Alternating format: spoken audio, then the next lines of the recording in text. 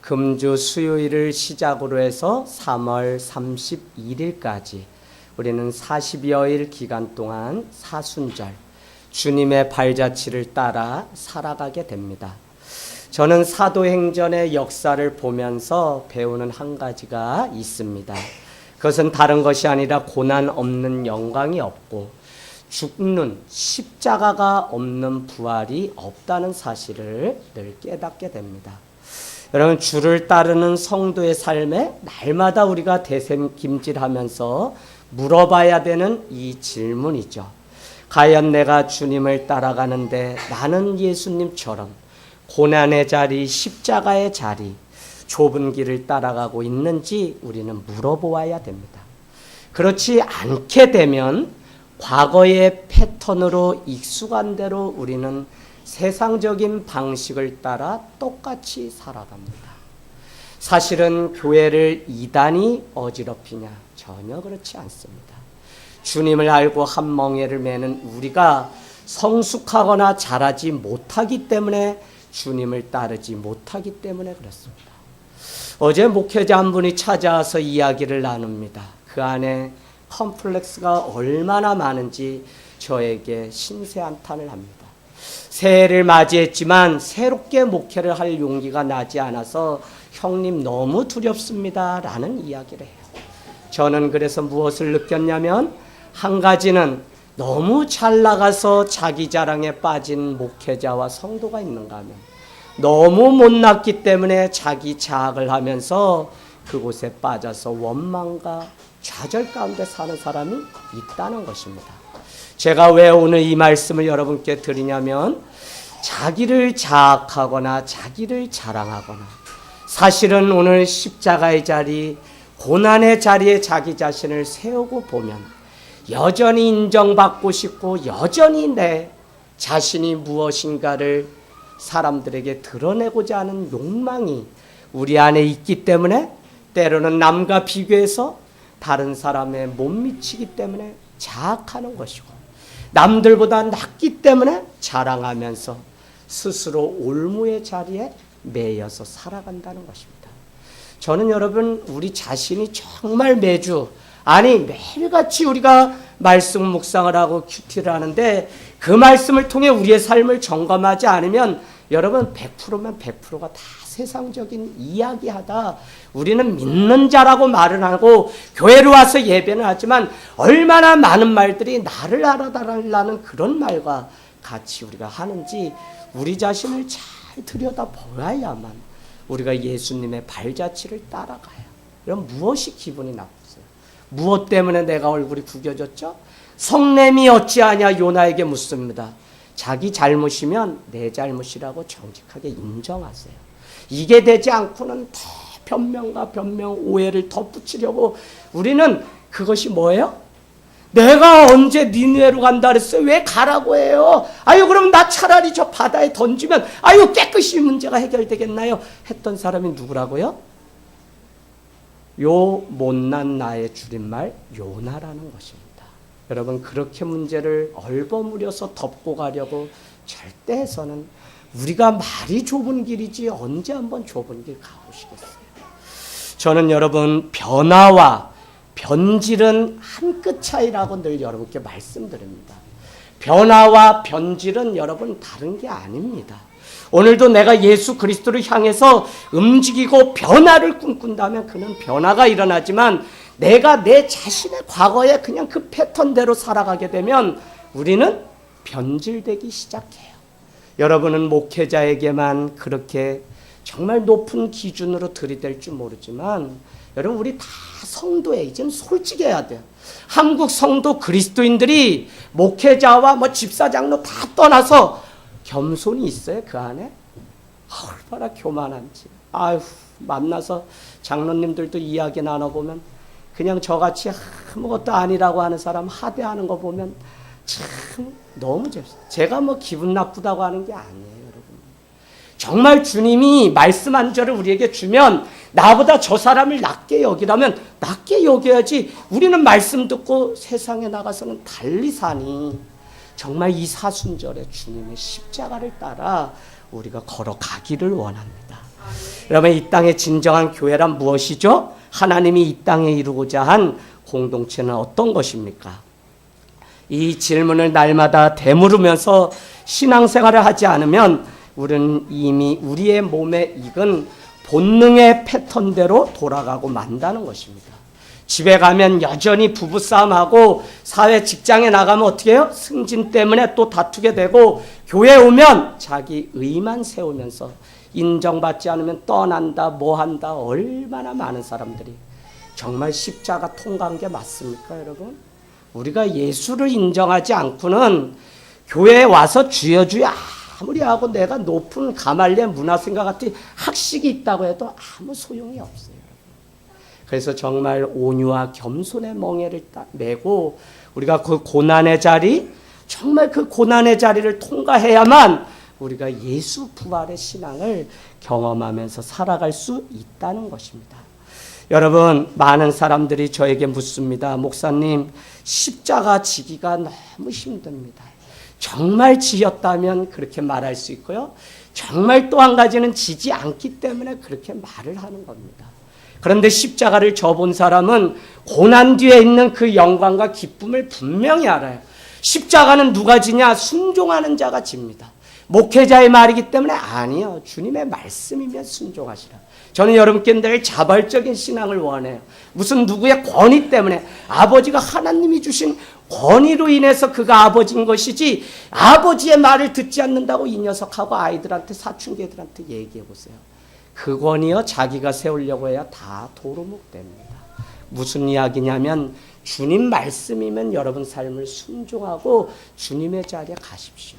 거기에는 반드시 뭐가 있냐면 십자가가 기다리고 있습니다. 내 삶 가운데 정말 괴로움과 고통이 오늘 찾아오는 이유는 10중 8구 내가 고난의 삶을 살아가고 있다고 하는 반증일 수 있다는 것입니다. 여러분, 사순절에 여러분께 부탁을 드립니다. 참으로 우리 인생 별거 아닙니다. 부디 여러분 안에 행복 빼앗기지 마시고 신앙생활을 즐겁게, 그리고 십자가도 기쁨으로 지는 사람이 되십시오. 신앙생활이 왜 어렵냐고 물어보는 사람이 있는데요. 그러면 틀림없습니다. 십자가를 온전히 지지 않고 자기가 가고 싶은 대로 왔다 갔다 하면서 인생을 살기 때문에 그래요. 그래서 뺀질뺀질하니까 결국은 이스라엘 백성, 하나님의 선민도 광야에서 430년을 뺑뺑이 돌았어요. 다른 거 아닙니다. 그들이 주님은 안다고 하지만 십자가의 삶을 살지 않았어요. 주님의 관심은 그들이 구원 얻는 것입니다. 가나안에 들어가는 것이에요. 그들이 무슨 이스라엘 백성이 되고 오늘 하늘 땅 교인이 되는 것이 아닙니다. 여러분, 잘 들으셔야 됩니다.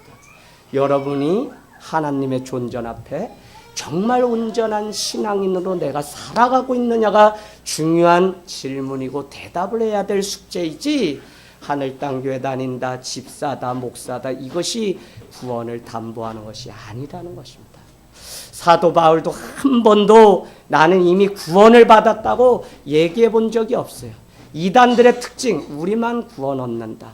무슨 이야기냐면 사도 바울도 늘 구원에 대해서는 두렵고 떨림으로 이야기를 했지 한 번도 그렇게 이야기해 본 적이 없다는 것입니다. 여러분, 막다른 골목에서 십자가를 붙잡아 보면 이것보다 자유하고 기쁜 일이 없어요. 한 번도 정확하게 십자가의 삶을 살지 않으니까 그 깊은 맛을 우리가 모르는 것이죠. 오늘 사도 바울이라고 하는 한 사도도 지금 십자가의 길을 걷고 있습니다. 우리가 보기에는 너무 초라하고 형편없고 궁색해 보여요. 아니, 초대교회 교인들이 예수를 믿고 따라가는 그 삶이, 십자가를 지고 살아가는 그 삶이 볼품없어 보인다니까요. 그럼에도 불구하고 저들은 십자가를 팽개치지 않았다는 것입니다. 자기의 상황에 따라서 자기가 지고 싶은, 아니면 내려놓고 싶다고 내려놓은 것이 아니라 그들은 오히려 복음의 능력을 가지고 온 열방으로 나갔다는 것입니다. 여러분께 계속 말씀드립니다. 사복음서 예수님이 승천하시기 전에 내가 재림의 주로 다시 오신다고 말씀하시면서 마태복음 28장이 뭐라 그랬다고요? 제발 나를 기다리는 교회와 성도는 모든 족속으로 제자를 삼고 기다리십시오. 마가복음은 뭐라고 이야기했어요? 마가복음은 여러분 만민에게 복음을 전파하십시오. 이것이 끝이에요. 누가복음은요. 누가복음은 여러분은 이 모든 일의 증인입니다. 요한복음 21장은요. 내 양을 치라, 내 양을 먹이라. 예수님은 주님이 재림주로 오실 때까지 교회가 다른 게 아니라 제자 되고 제자 삼는 일을 하라고 우리에게 부탁하신 것이지, 교회가 엉뚱한 일을 하니까 교회가 다 썩는 거예요. 목회자가 다른 데 관심이 있을까? 여러분, 목적이 다른 데 있으면 변질됩니다. 아무리 초심이 좋고 동기가 좋았어도 우리의 목적지가 달라지기 시작하면 변질돼요. 그러면 저는 늘 제가 이야기합니다. 언제부턴가 목회자가 학위를 자랑하고 교인이 몇 명 모이는 걸 자랑하고 건물을 자랑하고 우리 교회 뭐 있다 자랑하고 다 변질되는 모습입니다. 그래서 여러분이 정말 우리 자신을 잘 들여다보고 또 그런 목회자면 그런 목회자를 위해서 얼마나 기도하면서 지금 살얼음길을 가야만 우리가 온전히 주님을 따라갈 수 있는지를 잘 보셔야 됩니다. 여러분, 오늘 복음의 능력 가지고 누룩처럼 온 열방으로 퍼져서 교회가 또 교회를 세우고 그곳에 성령의 역사가 있고, 성령의 역사는 다른 것이 아니라 주의 말씀이 임하게 되면서 그곳에 성령의 역사가 있습니다. 사도 바울도 20장에 보면 에베소 교회를 떠나면서 이렇게 이야기합니다. 뭐 다른 거에 내가 부탁한다가 아니라 은혜의 말씀 위에 3년 밤낮을 눈물로 기도했던 이 교회를 감독된 자들이여 부탁합니다 라고 합니다. 그래서 교회는 은혜의 말씀 위에 세워졌고 성도는 이 말씀을 온전히 알지 못하면 모르는 거예요. 근데 여러분, 말씀도요 전체를 아셔야 돼요. 부분적으로 아시는 걸 전체인 양 쏟는 일들이 얼마나 많은지 몰라요. 이단들은 바로 그 일을 합니다.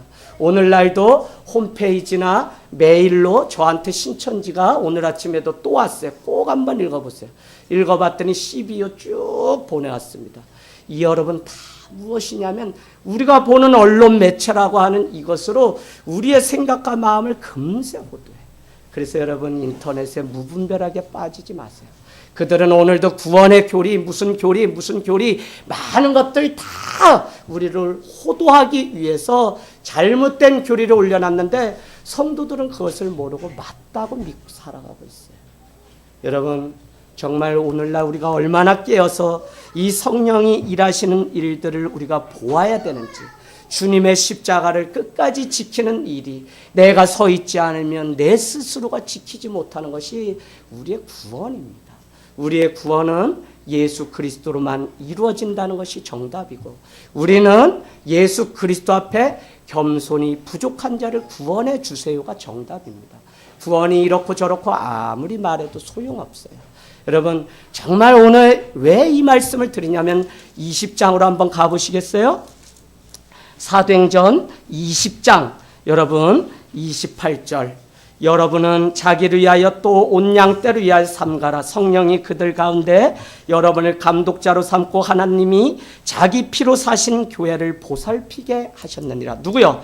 에베소 교회의 감독들한테 지금 마지막 고별 설교를 하는 겁니다.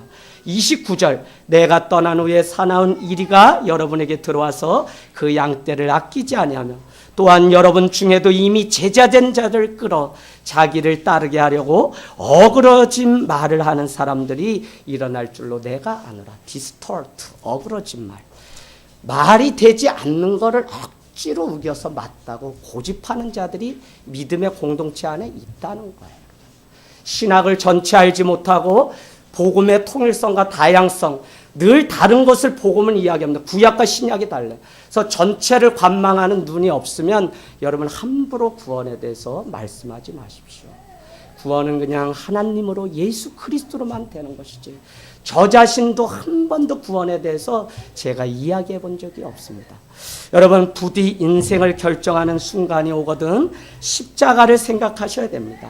기쁨으로 지는 십자가는 너무 즐겁고 우리의 판단 기준은 내가 아니라 하나님이 되셔야 됩니다. 하나님이 나를 필요로 하는 곳에 교회를 섬기고 사역을 하는 사람이 행복합니다. 내가 좋아서 내가 하는 일이 아니라 주님이 나에게 맡기셨기 때문에 교회를 섬기고 직분을 감당하고 오늘 살아간다면 그 사람보다 행복한 사람이 없다는 거예요. 여러분, 오늘 사도 바울은 구제헌금을 들고 예루살렘 교회에 이방 사도들과 함께 방문했습니다. 그러나 예루살렘 지도자였던 예수님의 형제 야고보서 1장 1절은 육신의 형제인 줄 안데 부활의 주님인 것을 깨닫게 되고 그는 예수를 향하여 형이라고 부르지 않았습니다.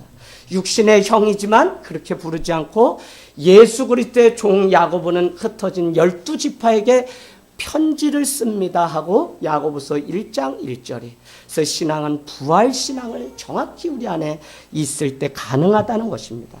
여러분, 바울에 대해서 장로들은 이 사도 바울에 대해서 오해를 하게 됩니다. 자기의 동족이었던 유대인들에게 더 이상 할례도 율법도 필요 없다고 가르쳤다고 오해를 하기 시작합니다.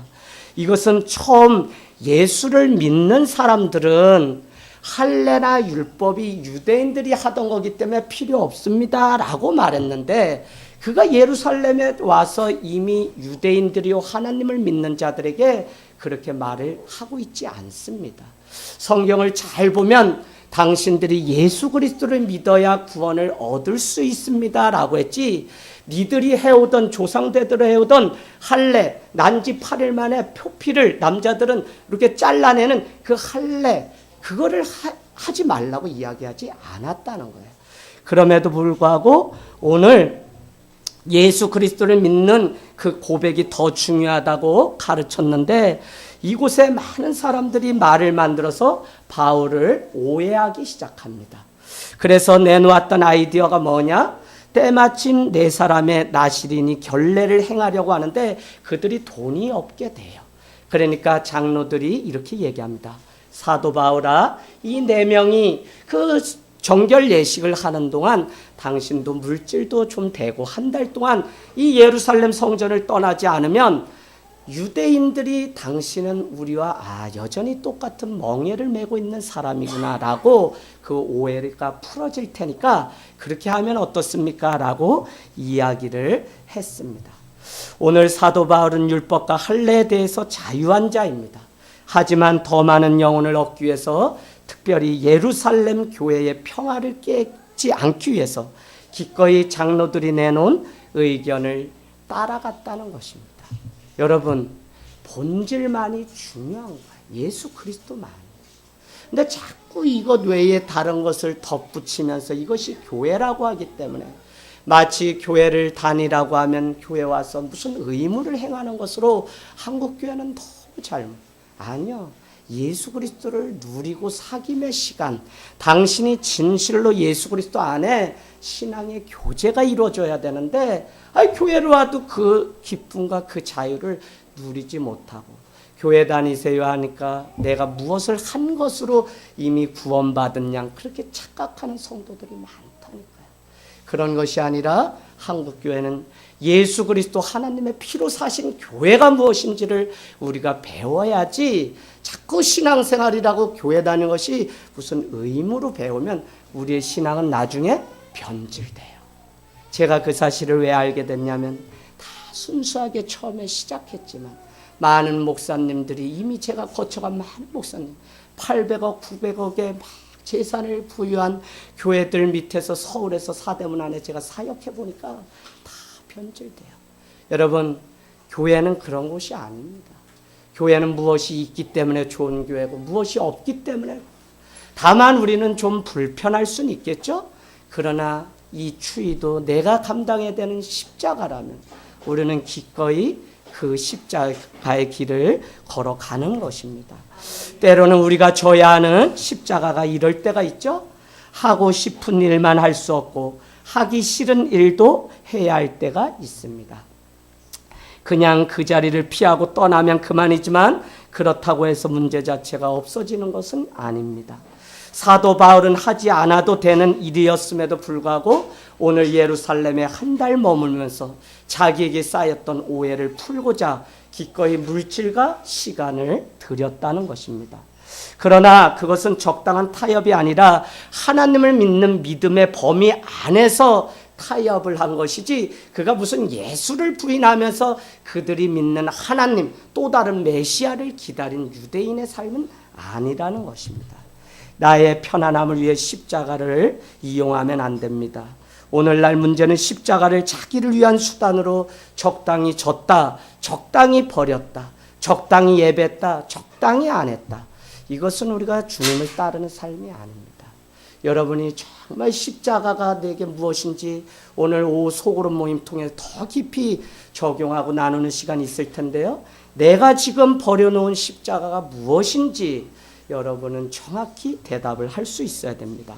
오늘 본문은 오늘 이 문제 위에 더 큰 문제가 바울은 이렇게 한 달 동안 예루살렘 교회에 머물면서 오해를 풀려고 노력을 했지만 더 큰 문제가 기다리고 있는 것이 오늘 우리가 읽은 말씀의 본문입니다.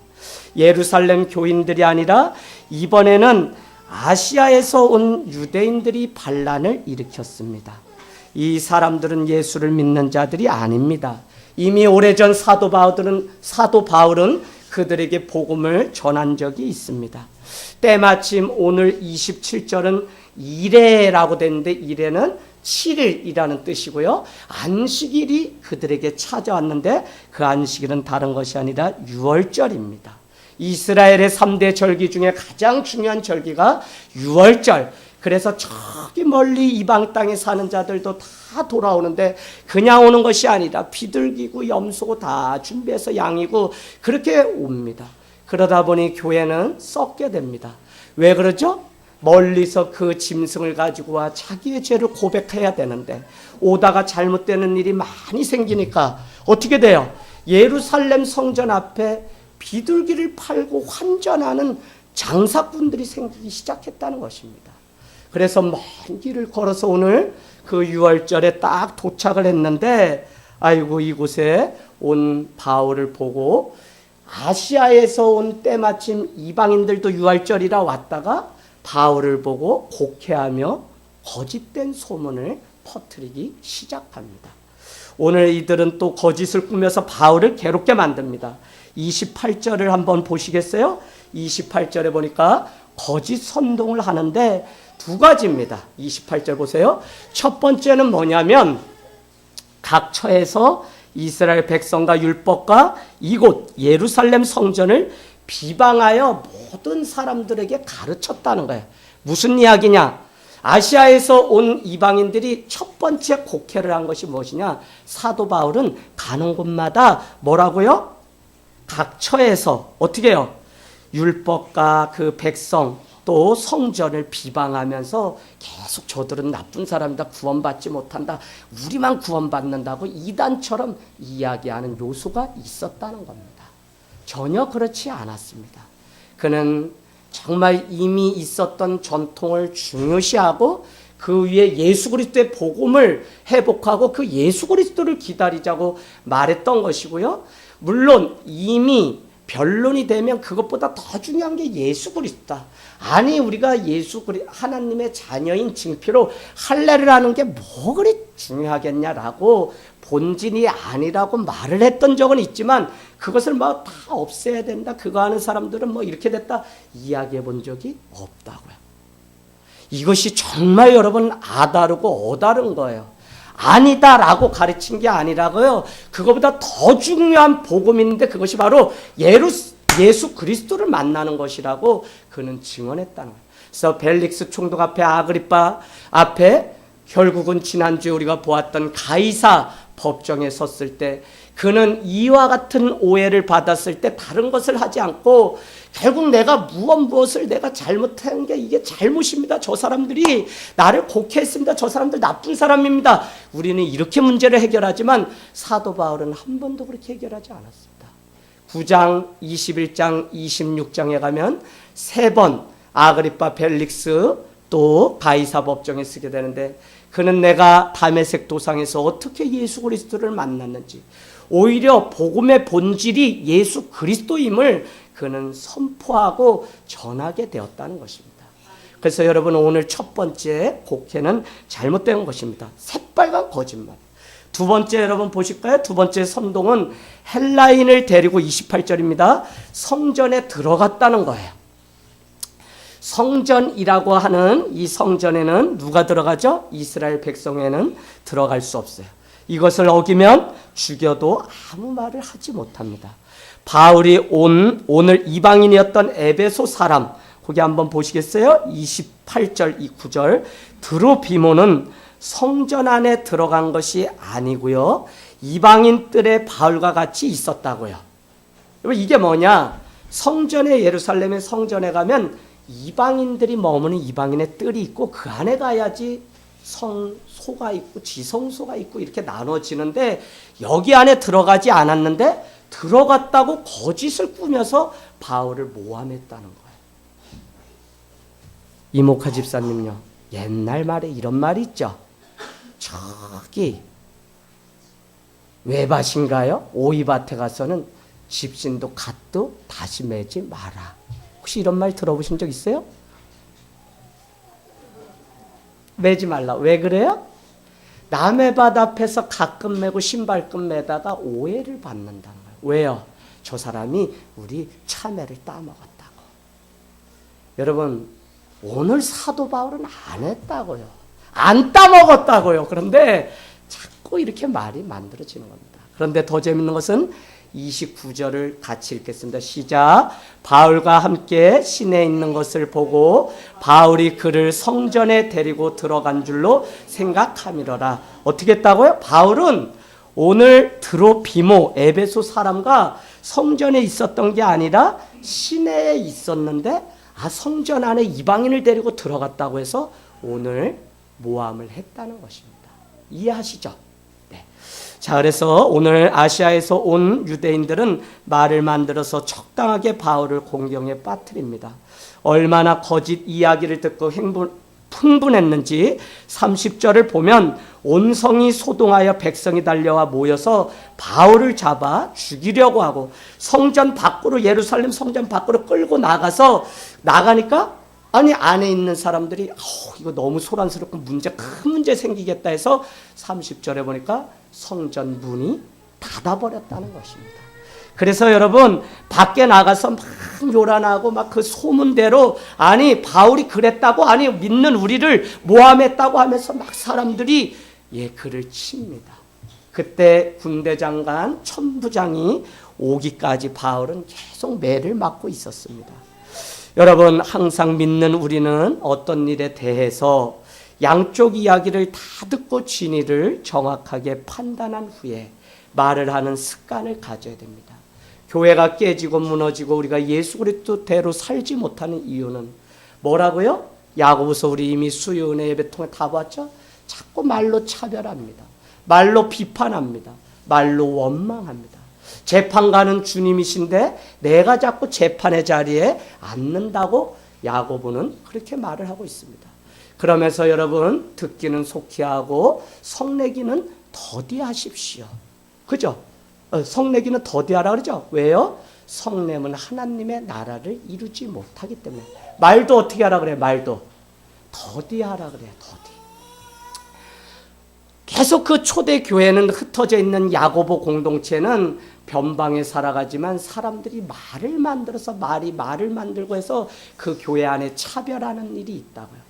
말씀을 그렇게 사모한다는 자들이 뭐라고 이야기하냐면 거울로 자기의 모습을 보고 돌아가서 내가 누구인지 잊어버린다고 야고보 사도는 비판하고 있습니다. 무슨 이야기냐? 그렇게 말씀을 사랑해서 말씀을 듣고 나갔는데 집에 가면 아무 말씀 없이 그냥 십자가 없이 다투고 싸우고 자기 자존심 내세우는 일들이 있다는 거예요. 그래서 우리는 이 말에 대해서 참 조심해야 되는데, 야고보 사도는 그렇게 얘기하죠. 말에 능한 자면 온전한 자다. 말은 온 산을 태우는 능력이 있다는 거예요. 혀는. 그래서 이 혀에 재갈을 물리지 않으면 온전한 사람이 될 수 없다고 야고보서는 우리에게 말씀하고 있습니다. 우리 정혜경 집사님 다 기억나세요? 가장 은혜 많이 받으시고 집사님 되는데 기억나세요? 기억하셔야 돼요. 이 말. 직분자가 세워지고 목회자로 살아가는데 가장 어려운 게 다른 게 아니라 말입니다. 주중에도 계속 성도들에게 전화가 오고 막 그러던 때가 있어요. 초창기 때. 왜 그러냐? 자꾸 누가 말로 실수를 해서 아니 솔직한 거 정직한 거 다이렉트로 그냥 콕 집어서 이야기하는 건 좋은데 한두 번이지 너무 이야기하니까 집사님이 맞냐고 막 이런 이야기들이 제 초창기의 교회가 그래서 하늘 땅 교회는 그냥 제가 바른 말은 할 테니까 여러분은 좋은 말만 하세요. 절대 흉보는 말을 하지 마세요. 그렇게 지금까지 하면서 공동체가 왜요? 저도 허물이 많은 자입니다. 그래서 여러분의 기도가 필요한 죄. 저는 밤마다 여러분이 와서 매일 저녁 기도해야 합니다. 여러분도 그 이상 저를 위해 기도해 주셔야 돼요. 성도를 위해서 기도하지 않으면서 말을 하게 되면 다 자기의 불평, 불만 드러내는 이야기지 그 이상도. 전 그런 사람의 이야기는 잘 안 들으려고 해요. 예, 그렇군요 하고. 왜요? 하면 다툼과 싸움만 생기니까 잘 안 하려고 해요. 그래서 여러분 우리가 말이라는 게 얼마나 중요한지. 저 사람이 지금 사실이에요. 그래도 여러분 그렇게 말을 하면 안 돼요. 저분이 받을 상처가 있잖아요. 어린아이일지라도 너 왜 이렇게 장례하면 어떻게 해요? 우리 아들 정규 1번인 이세비만 저 작은 거 아니에요? 한 번에 크려고 안 커요 라고 이렇게 얘기하지 애들 왜 이렇게 장례하면 열의 아홉은요 작다고 나 무시했다. 왜 결혼 늦게 하냐? 왜 시집 늦게 가냐? 다 이제 명절이 다가와요. 왜 대학 어떻게 했냐? 뭐 했냐? 여러분 묻지 마세요. 그냥 가만히 두시면 됩니다. 결혼 왜 했냐? 안 했냐? 그거 묻지 마세요. 가만히 두면 사람들이 다 알아서 그 일들을 해결하게 됩니다. 그래서 여러분이 그 말에 참 능하게 돼야 됩니다. 말이 앞서는 사람들은 소문을 만들어서 이와 같이 다른 사람의 인생을 훼손시킵니다. 오늘 군중으로 표현하고 있는 백성들도 단순히 아시아에서 온 유대인의 말만 듣고 흥분한 거죠. 거짓과 진실을 구분하지 못하는 것은 그때나 지금이나 똑같은 것 같아요. 하나님 말씀에 주파수가 맞춰져 있지 않기 때문에 모세가 시내산에서 법궤를 받는 그때 영광의 자리에 아래 있던 아론과 훌은 백성들이 우리를 위하여 금송아지를 만들어 달라는 그 말이 더 크게 들려 우상을 만드는 일들이 있었다고요. 그러나 여러분 오해하지 마세요. 가장 큰 우상은 이단도 아닙니다. 내 자신이 가장 큰 우상이라는 생각을 늘 하시면서 변화되지 못하고 꺾지 못하는 내 자신을 늘 십자가 앞에 세우기를 원합니다. 이미 네로 황제가 로마 시내에 불을 붙여놓고 믿는 그리스도인들이 그와 같은 일들을 했다고 허위로 꾸며서 사람을 죽인 일이 있죠.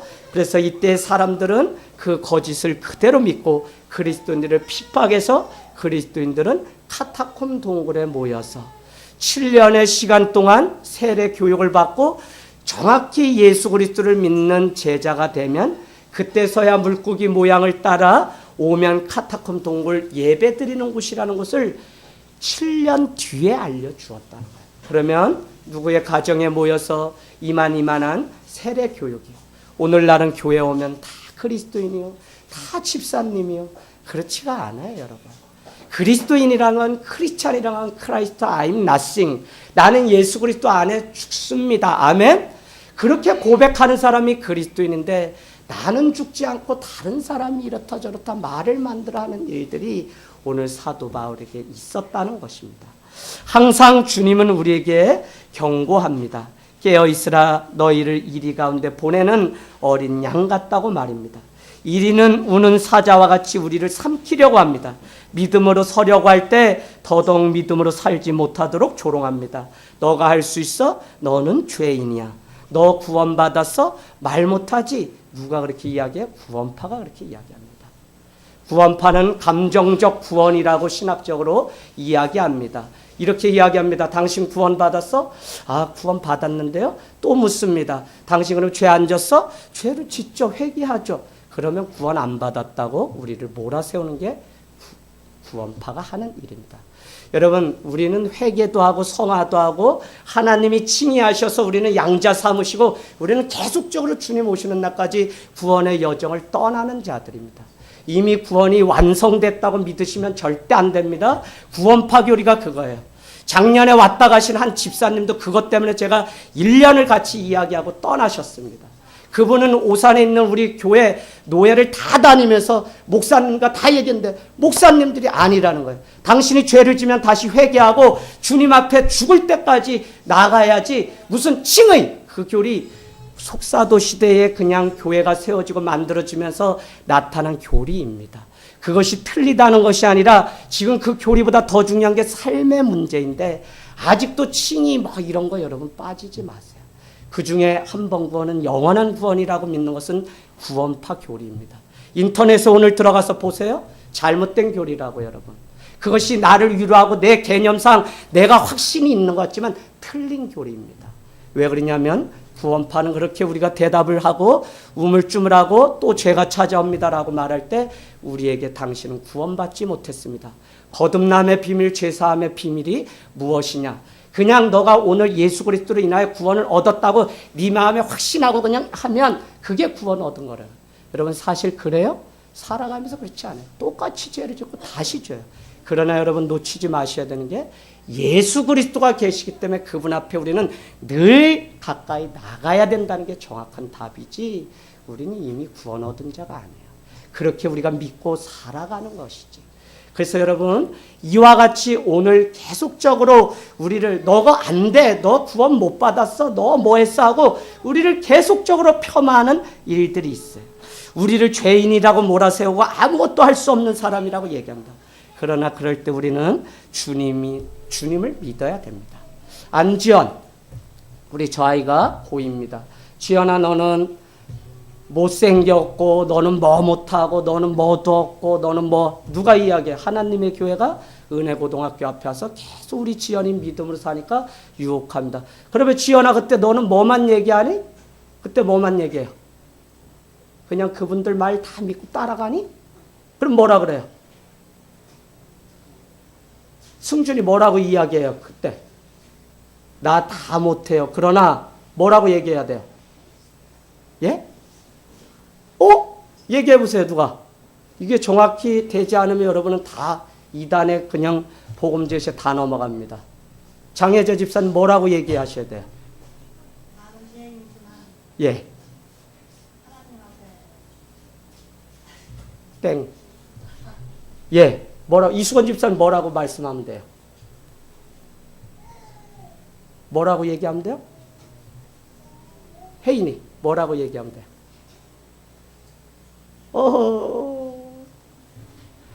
예, 당신은 뭐도 못하고 다 말씀도 모르고 기도도 안 하고 죄도 짓고 다 그들이 펴놓은 구절구절 알지 못한다고 우리를 모함한다고요. 이단들은. 그때 어떻게 하라고요?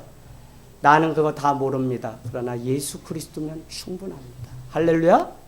그게 우리가 믿는 기독교의 기본 진리라고요. 근데 자꾸 무슨 행위적으로 뭘 알기 때문에 뭘 했기 때문이 아닙니다. 예수님으로만 인해서 구원을 얻는데 그 구원에 감사해서 그에 합당한 삶을 살라고 제가 말씀드린 거예요. 뭘 했기 때문에 구원 얻는 게 아니라고 여러분. 근데 이단들은 계속 우리한테 뭐 했냐 아냐 모르냐 이걸로 계속 우리한테 접근합니다. 다 그래 사이비까지도 다 그럽니다. 심지어는 제 얼굴이 까맣다고 종교의 증산도 300만 원짜리 조상제사를 지내면 팔자가 핀다고 오산역에서 그래서 제가 얼마나 그 사람을 데리고 1시간을 이야기를 했는지 신천지가 길에서 저한테 뭐라고 이야기를 막 해서 당신들은 곧 망하게 됩니다 그랬더니 왜 망하나요? 라고 이야기해요. 초대교회는 점점 숨어서 감춰진 교회일 때 사실 부흥을 했지. 313년 기독교가 믿어도 된다는 종교로 공인되면서 종교개혁이 오기까지 또 변질되고 종교개혁 잠깐 그 후에 또 변질되고 교회는 핍박 없이 계속 믿을 수 있는 자유함이 주면서 오히려 우리는 계속 타락의 길로 갔습니다. 그래서 당신들은 조용히 몰래 숨어서 335 아파트로 갈 때 차라리 많은 사람들이 복음방 통해서 아유 신천지 교인이 되었을 텐데 지금은 이제 어느 정도 돼서 뭐 박근혜 대통령 표창장 받았네 뭐 했네 다 걸면서 당신들도 이미 교회가 썩은 것처럼 건물 자랑하고 새 자랑하고 뭐 자랑하면서 당신들은 이미 썩었습니다. 그랬더니 그분이 눈물을 찔끔하면서 저한테 그럼 기독교는 왜 살아있나요? 그래요. 왜 살아있을까요? 예수 그리스도 말씀이 있기 때문에 그렇습니다. 타락한 곳은 타락했지만 말씀이, 그러나 이단은 시작은 같은 것 같지만 끝이 완전히 다를 이 끝단자잖아요. 끝이 달라요. 결국은 조셉 피플, 결국은 문선명, 결국은 안산홍을 믿는 이단들이 얼마나 많습니까? 그래서 그거에 맞춰진 가짜 복음을 그들은 그럴싸한 것을 듣기 때문에 변질된 복음은 나중에 다 썩기 마련이라고요. 저희 교회도 제가 변질된 복음을 전하면 금세 다 썩습니다. 금세 썩어요. 그래서 여러분, 제가 그냥 말씀 전하는 것 같지만 전 토요일이 사실 많이 괴로워요. 어떨 때는 어제 특별히 그랬어요. 도망가고 싶은 거예요. 이 설교를 누가 좀 송재성 목사님한테 좀 부탁드릴까 하는 생각이 가까이 계시니까 막 들어요. 말씀 그냥 전하는 거 아니고요. 사람의 머리로 하는 거 아니고요. 일주일을, 오늘 말씀 오늘 저녁에 가면 다음 주 말씀 미리 하나님께 받아서 묵상하면서 한 주 기도하다가, 여러분 아시는 분 아세요? 제가 여기에다가 받아 적기도 해요. 주님이 마음 주시는 것들은.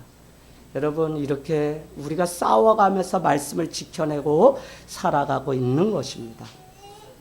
오늘 상황이 얼마나 긴박하게 돌아가는지 천부장은 쇠사슬로 바울을 묶어서 그 자기의 영내로 데리고 갑니다.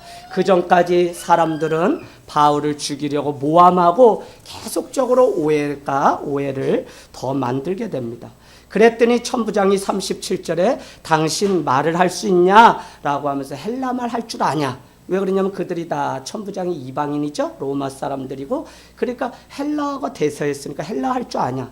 근데 사도 바울 우리가 잘 아는 것처럼 헬라어도 하고 히브리어도 다 할 줄 아는 사람입니다.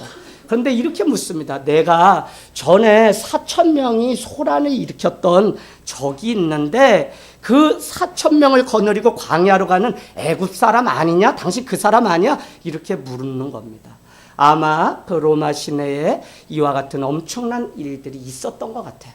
그래서 그 사람이 바로 주범이 사도 바울 당신 아니냐고 천부장이 물었더니, 천부장은 그때 사건과 상관없고 오히려 부탁이 있으니 내가 저들 앞에 내가 이야기를 할 수 있는 기회를 청하게 되니까, 오늘 26장 끝은 그에게 드디어 기회가 생기게 되고 2층대에 올라서서, 이런 연설대에 올라서서 2층이 데 서서 드디어 27장 1절에 가면 부영들아라고 하면서 그는 내가 어떻게 예수를 믿게 되었는지 이제 이야기를 하게 됩니다. 저는 이 사건을 남의 일로 보지 않습니다. 저 자신도 저기 사이판이라는 곳에 갔다가 한밤에 그냥 쥐도 새도 모르게 없어질 뻔한 적이 있어요. 그냥 그때는 영어를 좀 해서 막 이렇게 까불고 왔다 갔다 하다가 아내랑은 다 이렇게 있는데 어떤 그 현지 사람들이 저를 초대해서, 그래서 그냥 몇 마디 할 줄 안다고 따라갔더니 뭘 음료수도 주고, 그래서 또 따라갔죠. 그 내에 있는 이제 내 풀장에서. 그랬더니 몇 사람이 모여드는데 까무잡잡한 사람들이 저를 보더니 이렇게 이야기하는 겁니다. 지난밤에 너를 때린 사람이 저 사람이냐. 저를 향해서 그렇게 지목해서 얘기하는데 제가 그걸 알아듣고는 까딱하면 나 오늘 여기서 생매장 되겠구나. 그런데 매 맞아서 눈이 뻔한 사람이 뭐라고 이야기하냐면, 눈을 잘 못 뜨는데 이렇게 얘기합니다. 그런 것 같기도 하고 아닌 것도 같다. 그 순간 사이판에서 얼마나 기도를 하면서, 신혼 이제 얼마 되지도 않았는데 나 여기서 내 인생 끝나는가 보다. 그래서 나는 당신을 사랑하고 내가 여기에 이렇게 와서 아내랑 같이 왔는데 전혀 그렇지 않다. 나는 믿는 자고 목사고 술을 먹고 당신과 지난밤에 싸운 적이 없다. 나는 그냥 밤이 되면 가서 말씀을 읽고 착하게 사는 신앙인이지, 아유 술은 나 전혀. 내가 그렇게 이야기를 했어요. 그랬더니 그 사람이 아닌 것 같다는 거예요.